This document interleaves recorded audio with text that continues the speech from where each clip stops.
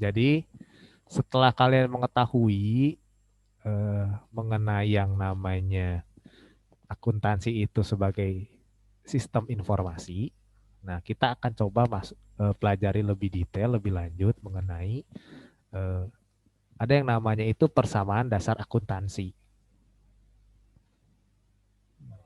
Bentar, saya coba. Nah, aku nggak bisa lihat.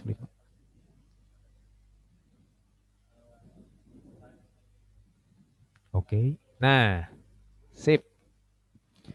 Ya, kita akan mengenal lebih jauh tentang persamaan dasar akuntansi. Ya, jadi ini lebih sudah mulai masuk ke materi. Nah, dalam akuntansi itu ada yang namanya persamaan dasar akuntansi. Ada sebuah konsep di mana itu berhubungan dengan ada namanya itu nanti aset, ada yang namanya itu nanti utang, ada yang namanya nanti itu modal. Nah, jadi kalau secara simpelnya, secara mudahnya, persamaan dasar akuntansi itu adalah keseimbangan antara sisi kiri ya atau yang sisi aktiva. Aktiva itu aset kekayaan perusahaan dengan sisi kanan. Nanti ada sisi kiri, sisi kanan. Bentuknya itu dua. Sisi kiri, sisi kanan. Sisi kanan itu disebut pasiva. Pasiva itu utang dan modal, ya. Nah, dari yang namanya persamaan dasar akuntansi atau PDA ini, itu akan terjadi perubahan yang timbul akibat adanya transaksi keuangan. Jadi setiap perusahaan ini kan dia memilih ada transaksi itu pasti tiap bulan. Nah, itu transaksi-transaksi tersebut itu akan mempengaruhi ya, akan terjadi perubahan ya. Tapi intinya itu harus sama nanti. Nama juga persamaan. Artinya sisi kiri dan sisi kanan itu harus seimbang atau istilahnya itu balance, seimbang. Nah, kalau ada dalam akuntansi ada istilah itu harus balance atau seimbang. Jadi eh, ini juga sebetulnya dengan adanya konsep persamaan dasar akuntansi ini dapat memberikan informasi terkait dengan kondisi perusahaan itu sendiri, ya.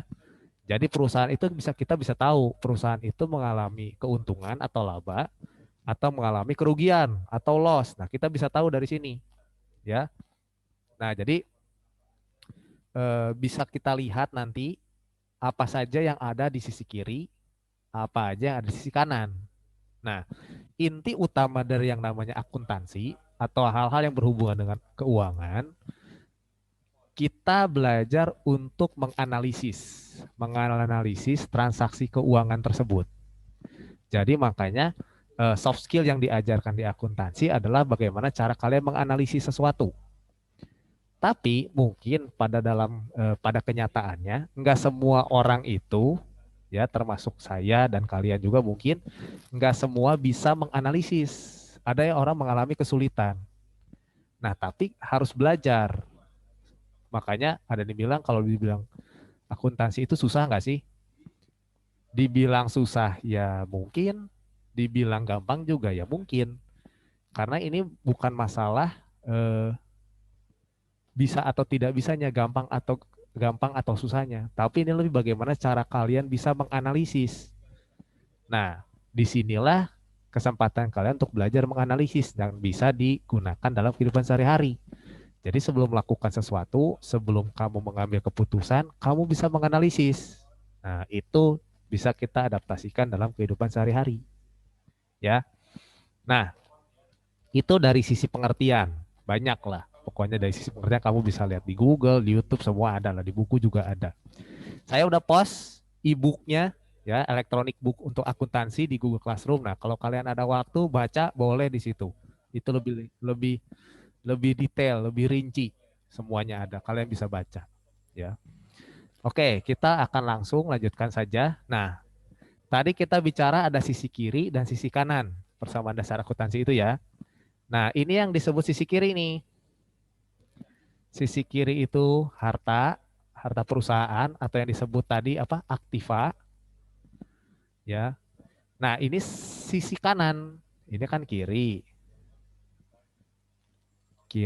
Sisi kiri, yaitu aktiva. Artinya harta perusahaan nih, ada di sisi kiri. Ya, harus sama dengan sisi kanan. Atau yang disebut dengan pasiva. Istilah akuntansinya ya.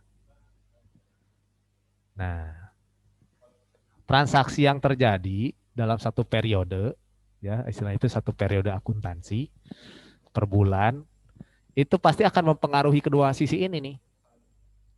Ya, transaksi keuangan yang terjadi selama satu periode akuntansi, misalkan per bulan, itu pasti akan mempengaruhi sisi kiri dan sisi kanan ini. Sisi kiri ini berhubungan dengan harta perusahaan. Harta perusahaan itu mungkin bisa bertambah, bisa berkurang. Nanti kita belajar harta perusahaan itu apa aja sih yang termasuk harta perusahaan. Nah, sisi kanan juga sama. Akan terpengaruh dengan transaksi keuangan tersebut, atau mungkin utang perusahaan itu bisa bertambah, utang perusahaan tersebut bisa berkurang. Modal perusahaan tersebut juga mungkin bisa bertambah, modal perusahaan tersebut bisa berkurang. Nah, ini sangat, tapi di akhir periode itu harus sama dengan,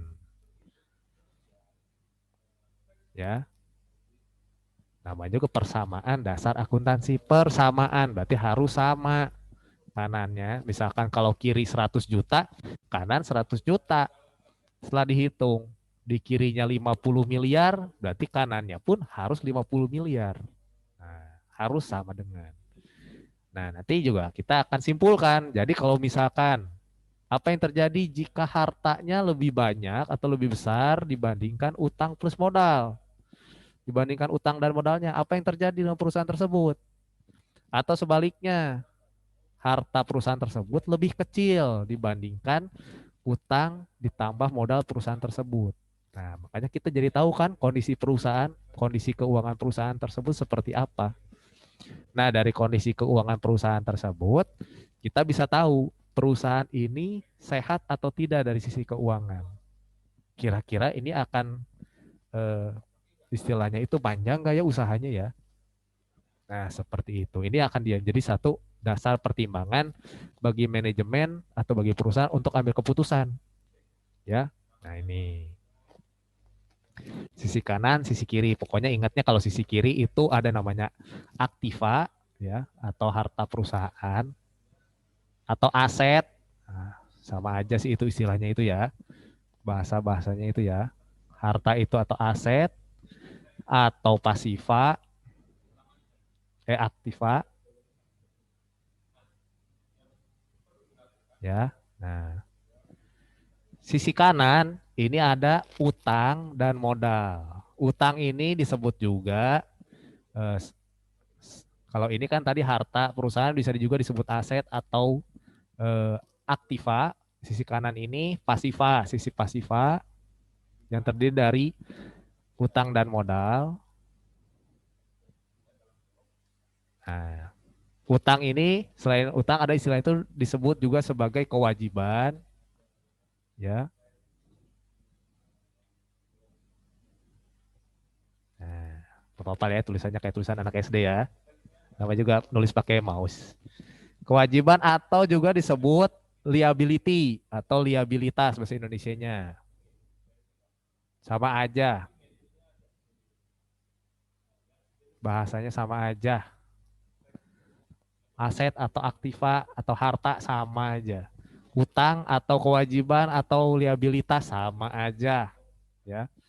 Modal ini bisa juga disebut equity atau ekuitas. Nah, bahasanya seperti inilah kalau bahasa akuntansi. Ya, saya perkenalkan kalian kata-kata yang berhubungan dengan akuntansi ini. Ya, harta itu aset atau aktiva juga sama lah disebut istilahnya ya. Harta perusahaan lah, aset perusahaan, aktiva perusahaan. Sisi kanan itu sisi pasiva yang terdiri dari utang dan modal. Utang ini disebut juga kewajiban atau liabilitas atau bahasa Inggrisnya liability. Ya, sama aja pokoknya intinya. Modal itu equity atau ekuitas. Nah, ini ya, ada sisi kiri, sisi kanan. Oke, next. Nah, Tadi kan kita bicara tentang persamaan ini antara aset sama dengan utang plus modal perusahaan ini. Itu kan dengan adanya transaksi keuangan itu akan berpengaruh tuh. Mungkin ada akan yang bertambah, ada yang berkurang, ada yang bertambah, ada yang berkurang, ada yang naik, turun dan sebagainya. Nah, ada yang disebut dengan namanya akun. Kalau di akuntansi ya, ada namanya itu akun. Jadi akun itu adalah suatu media untuk mencatat transaksi-transaksi keuangan atau sumber daya yang dimiliki perusahaan. Seperti tadi ya, seperti nih, aktiva, hutang, ya tadi kewajiban, modal, penghasilan, dan beban. Jadi kan istilahnya gini, si perusahaan tersebut menjalankan kegiatan usahanya tuh. Kan pasti ada transaksi itu, ada transaksi jual, ada transaksi beli, ada transaksi-transaksi yang lain yang terjadi selama satu periode akuntansi, misalkan dalam satu bulan tersebut, misalkan di bulan Januari, Februari, Maret, April, dan sebagainya. Nah, transaksi yang terjadi, transaksi yang ada di perusahaan tersebut itu harus dicatat kan, supaya kita tahu nih nanti perubahan, kita tahu bisa hitung aset kita berapa, utang kita berapa, modal kita berapa kan. Makanya harus dicatat. Semua transaksi keuangan dalam sebuah perusahaan itu harus dicatat.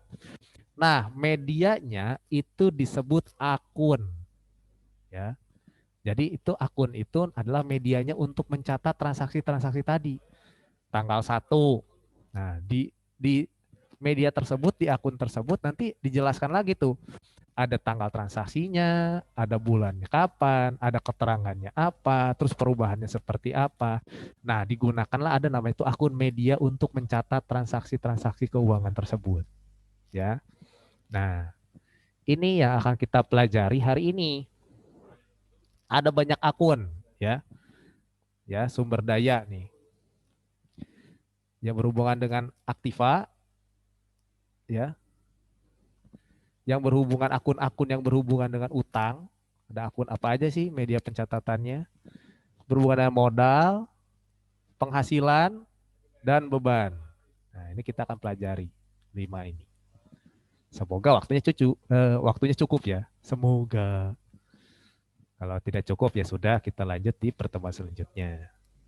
Oke. Nah, tadi kan akun adalah sebuah media nih untuk kita catat si transaksi-transaksi keuangan yang ada. Nah, kalau kita bicara akun, nah akun itu dibagi menjadi dua.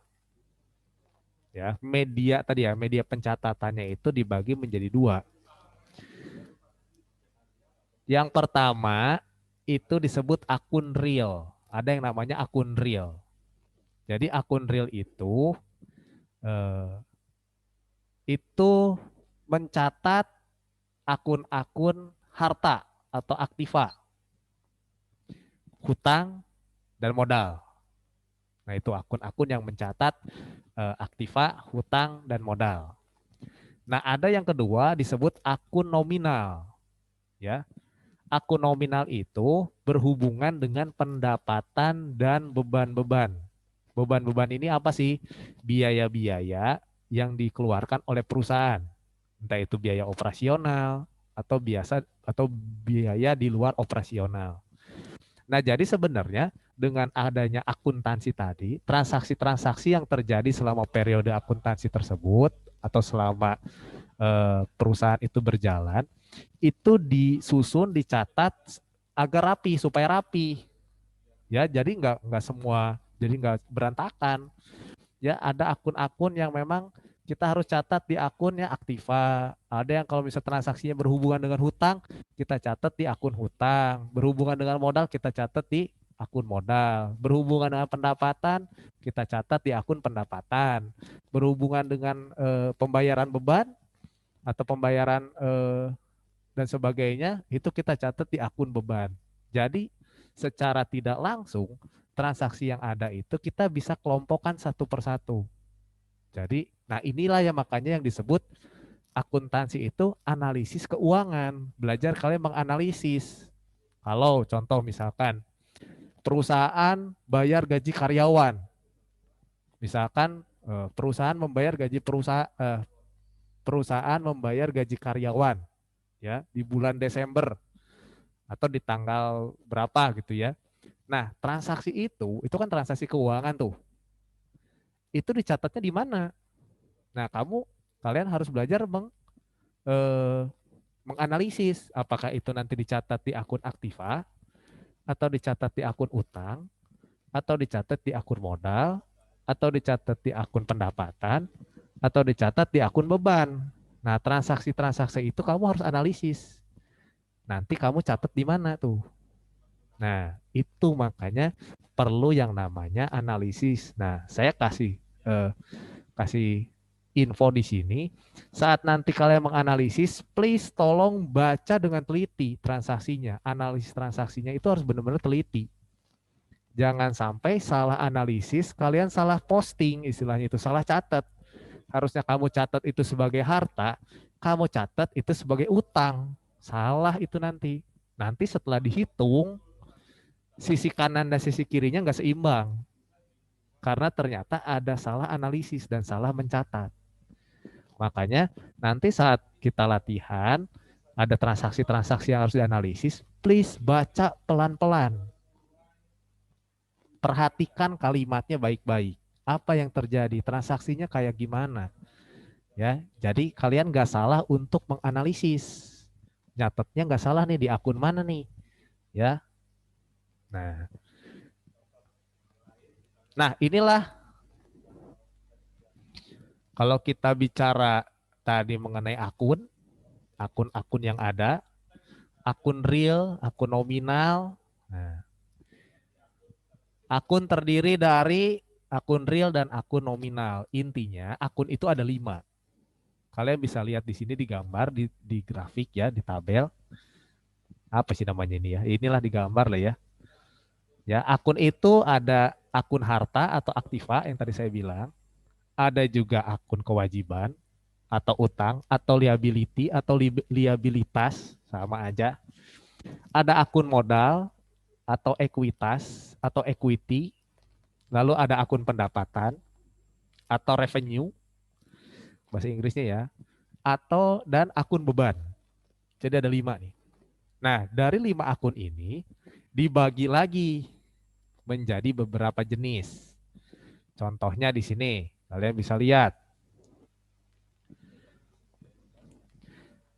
Akun harta atau aktiva ternyata itu dibagi lagi menjadi 2, yaitu harta lancar dan harta tetap atau harta tidak lancar. Nah, istilahnya gitu tuh, ya.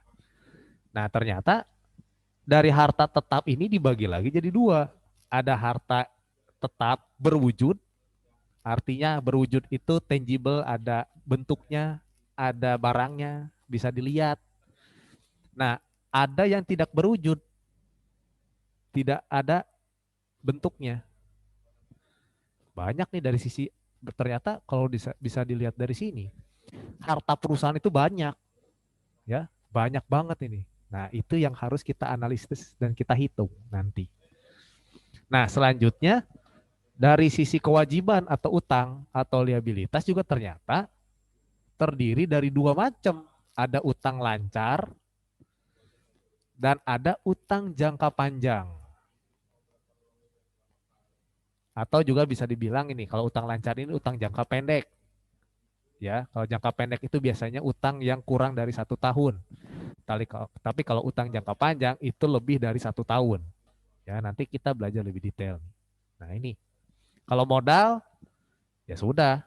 Modal ini hanya berhubungan dengan yang namanya nanti laba usaha, ya. Dan istilahnya itu nanti laba usaha, laba atau rugi usaha.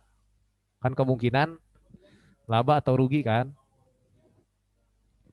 Dan setoran dari pemilik usaha, ya.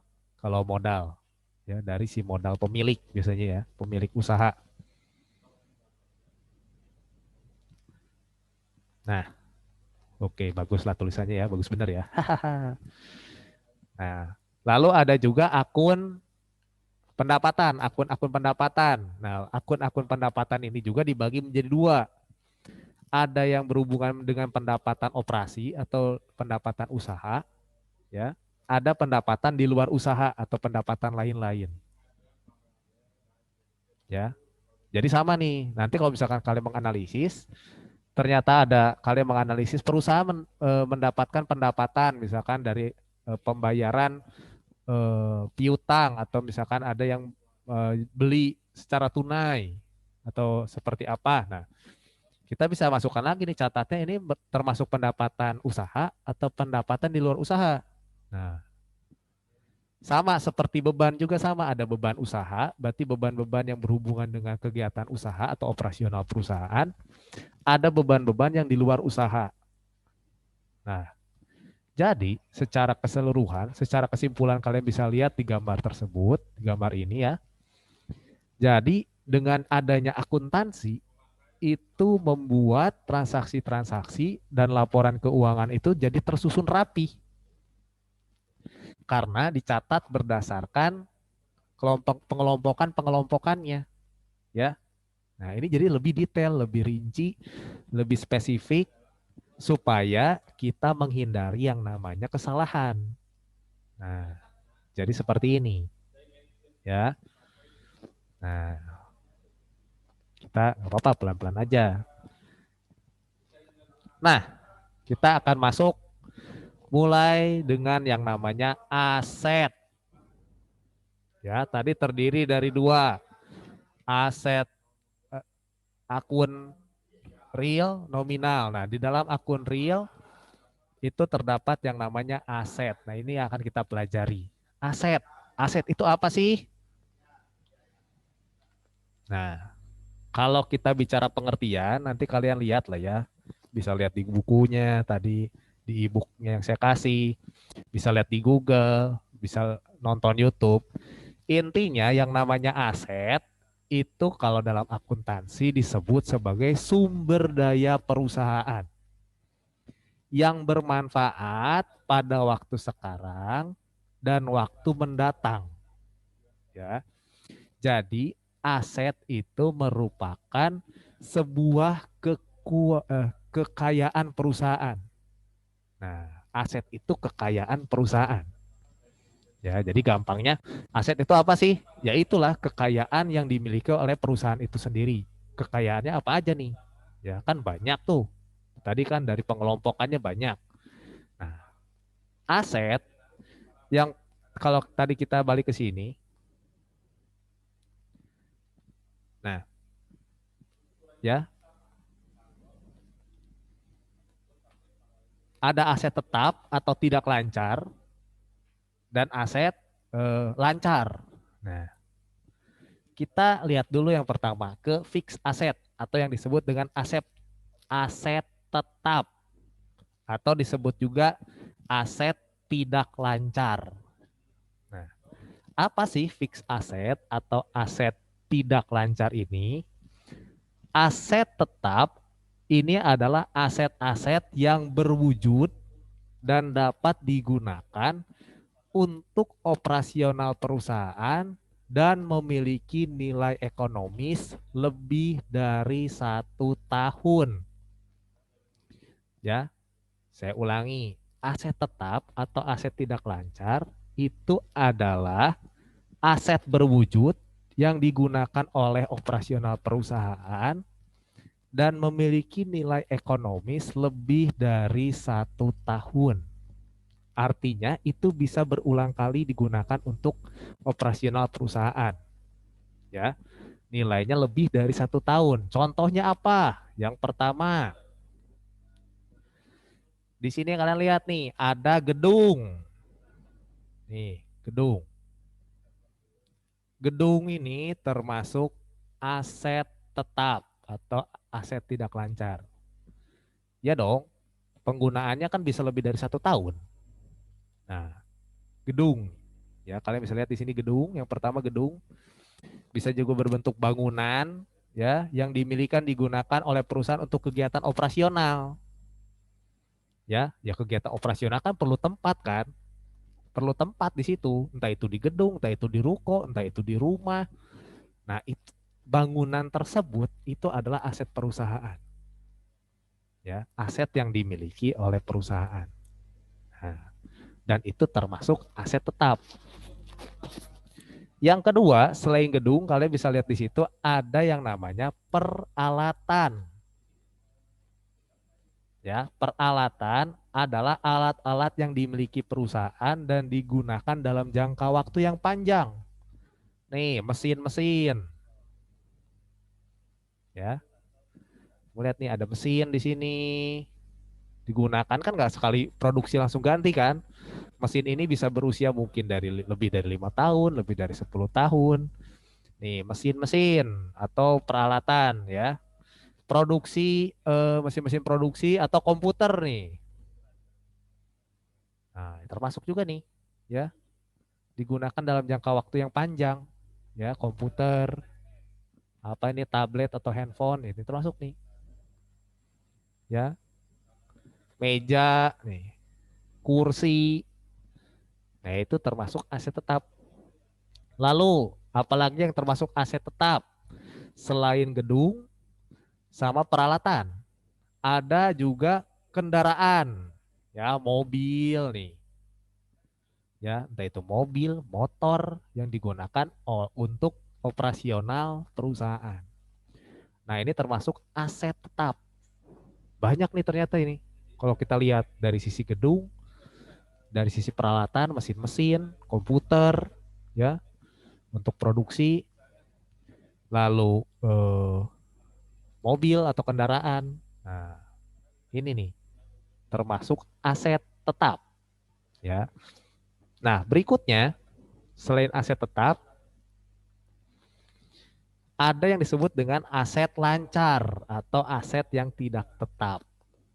Nah, kalau dari sisi pengertian, aset yang memiliki nilai ekonomis atau istilahnya itu perputarannya tinggi, perputaran uangnya tinggi. Ya, kalau istilah keuangan, ekonomi, akuntansi atau accounting, itu ada istilahnya itu perputaran uang. Ya, perputarannya tinggi. Artinya kurang dari 1 tahun. Kalau tadi fix aset, aset tetap ini lebih dari 1 tahun kan. Nah, kalau aset lancar ini kurang dari 1 tahun, ya. Nah, apa saja yang termasuk aset lancar, ya? Atau bisa juga aset lancar ini istilahnya itu aset-aset yang mudah diuangkan, ya, berupa uang kas. Nah, ya bisa mudah dijadikan uang lah istilahnya gitu. Nah, apa saja? Nih, yang pertama kalian bisa lihat di layar juga tuh. Ada yang namanya kas atau cash, ya. Kas atau cash ini simpelnya, gampangnya ini adalah uang, uang kas, ya, uang tunai, uang kas atau uang tunai. Nah, jadi ini untuk alat pembayaran ya yang siap digunakan ya dalam kegiatan operasional perusahaan, ya. Entah itu kas ini bisa terdiri nanti dari ada di rekening bank, ya. Bisa juga berbentuk nanti kan namanya uang, ada uang kertas, ada uang logam, ya, atau ada bentuknya cek, ya, bukti pembayarannya cek. Nanti kita belajar juga tuh macam-macam bukti transaksi seperti apa. Nah, itu termasuk kas. Ya, mau uang, uang kertas, uang logam, eh, cek, bukti pembayaran berbentuk cek, itu termasuk kas. Ya, termasuk aset lancar. Nah, lalu selain kas, yang berikutnya adalah kalau tadi peralatan, nah yang kedua ini namanya perlengkapan. Nih, ini perlengkapan nih. Apa bedanya peralatan dan perlengkapan? Kalau perlengkapan, barang atau bahan pelengkap untuk aktivitas perusahaan dan usianya, umurnya itu kurang dari 1 tahun. Terus pemakaian barangnya cepat habis. Ya, contohnya kayak ini nih, stationery. Terus di sini ada apa lagi nih? Nah, buku-buku tulis, ada printer, ini apa nih alat scan absen. Nah, ini termasuk perlengkapan ya, kurang dari 1 tahun. Pemakaiannya bisa habis. Ya dong, kayak pena, pensil, bolpen kan habis dipakai terus setiap hari kan. Tinta printer juga tiap digunakan habis lah nanti kan lama-lama kan. Nah, jadi selain kas dan perlengkapan, ada juga yang termasuk aset lancar itu namanya piutang. Piutang ini beda dengan utang. Apa bedanya? Piutang, nih kalau dari sisi pengertiannya, piutang yaitu penjualan barang dagang atau jasa yang masih belum dibayarkan oleh pihak lain, ya. Sebagai imbalannya mendapat pembayaran kas pada masa yang akan datang. Contohnya tagihan atas penjualan dan tagihan kepada karyawan atas pinjaman ke perusahaan. Nah, itu sisi pengertian. Tapi secara gampangnya, secara mudahnya, piutang itu apa sih? Piutang itu gini nih. Kalau misalkan saya punya usaha jahit baju, ya saya punya usaha jahit baju nih, saya penjahit baju. Terus misalkan di antara kalian eh, jahit baju ke saya, ya Pak, jahitin dong baju saya nih, kemeja seragam nih, seragam sekolah nih. Berapa nih Pak? Satu setel seragam sekolah, misalkan saya kasih harga 500.000. 500.000 ya. Nah, terus oh, terus saya bilang, ya udah mana bahan-bahannya dan sebagainya lah. Saya jahit, tapi saya bilang sama kalian, bayarnya nanti aja. Atau kalian bilang, tapi Pak, bayarnya nanti aja ya Pak, akhir bulan. Atau bayarnya nanti ya bulan depan. Nah, itu disebut piutang. Itu dicatat sebagai piutang. Istilahnya gampangnya, kita sudah bekerja, kita sudah melakukan bagian kita sudah mengerjakan bagian kita, tapi kita belum dibayar. Tapi barangnya itu sudah kita kerjakan. Itu termasuk piutang. Jadi kita catat misalkan kayak transaksi kayak tadi. Ada yang mau bikin jahit baju sama saya, tapi bayarnya bulan depan. Ya nggak apa-apa. Nah itu saya catat sebagai piutang.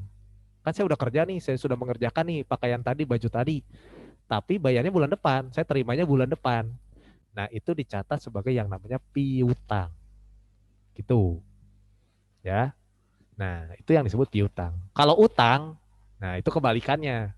Berarti si pihak tadi kalian kan bilang janji ke saya nih, Pak bulan depan ya saya bayar lah. Berarti kamu yang punya utang. Itu kamu catat sebagai utang. Tapi saya akan catat itu sebagai piutang. Nah, itu bedanya ya. Jadi dua pihak, dua sisi yang lain. Lalu yang berikutnya adalah ada yang namanya beban-beban dibayar di muka. Ya, bukan duitnya dilempar di kemukain, bukan. Ya, dibayar di muka itu bukan kayak begitu. Artinya, beban atau biaya dibayar di muka itu adalah bentuk aset prabayar. Ya, yang akan memberikan manfaat atau keuntungan di masa yang akan datang. Contohnya, ya sewa dibayar di muka tuh istilahnya tuh. Berarti kan contoh kalau kita mau sewa gedung, sewa tempat usaha, sewa ruko, itu kan nggak mungkin nyewanya per bulan tuh, nggak mungkin per minggu, per hari. Biasanya kita akan sewa mungkin selama 5 tahun ke depan. Nah tapi kan kita udah bayar duluan sekarang, ya kan? Nah itu disebut eh, beban dibayar di muka. Atau kita bayar asuransi. Nah, contoh lah misalkan kalian atau orang tua kalian punya usaha, pasti kan diasuransiin tuh. Entah itu rumah, entah itu kendaraan, entah itu usaha dan sebagainya. Nah, kita bayarnya itu di awal, tapi manfaatnya kita bisa rasakan di sampai masa depan, berarti sampai akan datang. Nah, itu beban dibayar di muka. Ya contohnya beban sewa, asuransi. Itu kan biasa kita bayar asuransi bisa per tahun, bisa per bulan dan sebagainya. Nah, itu termasuk aset nih. Aset lancar. Ada uang kas, ada perlengkapan, ada piutang, ya. ada dibayar di muka, istilahnya itu dibayar di muka, ya. Banyak nih, makanya kita belajar gak apa-apa, perlahan saja, nggak usah buru-buru. Nah, ada juga yang termasuk aset, itu tadi aset tidak berwujud, ya. Selain aset tetap, aset lancar ya, harta tidak berwujud dan harta berwujud lah ya istilahnya ya. Atau yang disebut kalau tidak berwujud itu intangible asset. Contohnya apa aja nih? Nih brand, merek, ya, goodwill, nama baik usaha, nama baik perusahaan itu ternyata aset loh, ya. Patent atau hak paten, ya, trademark, ya. Terus ada juga knowledge, pengetahuan. Nah, pengetahuan itu ternyata itu termasuk aset, ya. Nah, ini tapi kan tidak berwujud, tidak ada wujudnya, nggak bisa dilihat kan. Nah, tapi ini termasuk di dalamnya. Hak cipta, misalkan kalau misalkan kita ciptain lagu tuh, ada yang namanya hak cipta. Nah, itu tuh aset, termasuk aset tidak berwujud. Hak paten ini apa? Merek, merek dagang, ya, dan sebagainya. Nama baik. Nah, sama nih, nama baik ini penting, ya. Nah, ini aset yang tidak berwujud, ya. Ada juga aset yang istilahnya itu long term investment atau aset jangka panjang atau berbentuk investasi jangka panjang, ya. Jadi biasanya yang namanya investasi jangka panjang itu biasanya lebih dari 1 tahun, ya. Investasi kalau kita mau istilahnya kita mau investasi itu lebih dari 1 tahun, ya. Artinya apa sih kenapa kita investasi? Supaya kita memperoleh keuntungan di masa yang akan datang kan. Kita berharap kita memiliki keuntungan di masa yang akan datang. Nah, contohnya kalau di perusahaan apa sih yang termasuk investasi jangka panjang? Itu bisa berupa surat berharga, obligasi, terus berbentuk saham, bisa tuh saham, pasar uang, ya, deposito. Nah, itu investasi jangka panjang dan itu termasuk aset, ya, termasuk aset perusahaan. Seperti itu. Nah, oke. Sebelum lanjut ke kewajiban atau utang atau liabilitas, ada pertanyaan dulu sampai sini mengenai aset, ya. Ada? Oh, udah 1:45 ternyata. Cepat sekali. Ada? Ada dulu yang mau ditanyain? Nah, mungkin di pertemuan selanjutnya aja ya. Nah, jadi saya akan eh, review saja ya sebagai penutup hari ini, ya, yang kalian informasi yang kalian dapat. Pertama mengenai persamaan dasar akuntansi. Jadi persamaan dasar akuntansi itu adalah sebuah keseimbangan antara sisi kiri atau sisi aktiva dengan sisi kanan atau pasiva. Perubahan yang timbul akibat adanya transaksi keuangan keseimbangan akan dipertimbangkan. Sisi kiri itu harta, sisi kanan utang plus modal. Aktiva itu harta, pasiva utang dan modal. Ya, ada media untuk mencatat transaksi tersebut, namanya akun. Ya, ada akun real, ada juga akun nominal. Akun real itu sebagai eh, harta, utang dan modal. Kalau akun nominal itu berhubungan dengan hasil usaha, ya, pendapatan dan beban-beban. Nah, ini untuk pembagiannya, ya. Harta ada harta lancar, harta tetap, ya. Harta lancar ini eh, kurang dari 1 tahun. Kalau harta tetap, harta lancar kurang dari 1 tahun, harta tetap lebih dari 1 tahun. Utang lancar, nanti kita belajar utang nih di pertemuan selanjutnya, modal, ya. Ini di pertemuan selanjutnya, tapi intinya seperti ini. Ya, ada utang lancar, utang jangka panjang. Artinya kalau jangka panjang lebih dari 1 tahun, kalau jangka pendek kurang dari 1 tahun. Pendapatan ada pendapatan operasional, ada pendapatan di luar operasional. Beban juga sama, beban usaha ada termasuk beban usaha dan beban di luar usaha. Dan tadi kita sudah bahas tentang aset, ya ada aset tetap, artinya lebih dari 1 tahun, gedung, kendaraan, mesin, ya perlengkapan, peralatan, maaf bukan perlengkapan, peralatan. Lalu ada termasuk aset lancar, itu kas, uang kas, perlengkapan, piutang, eh,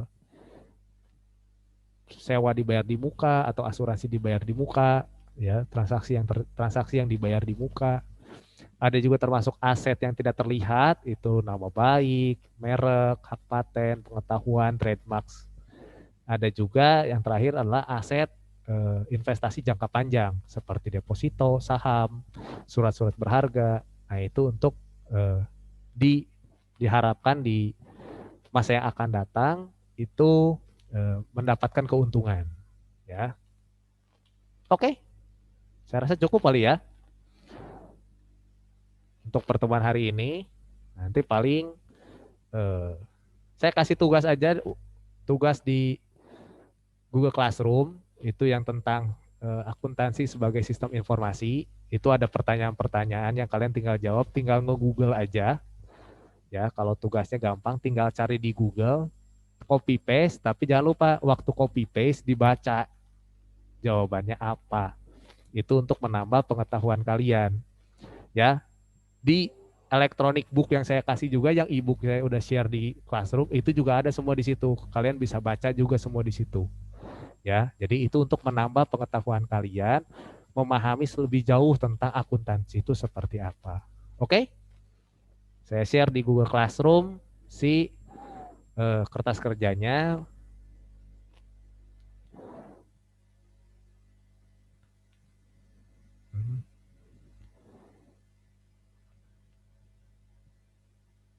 Oke. Coba kita lihat sekarang tanggal berapa sih?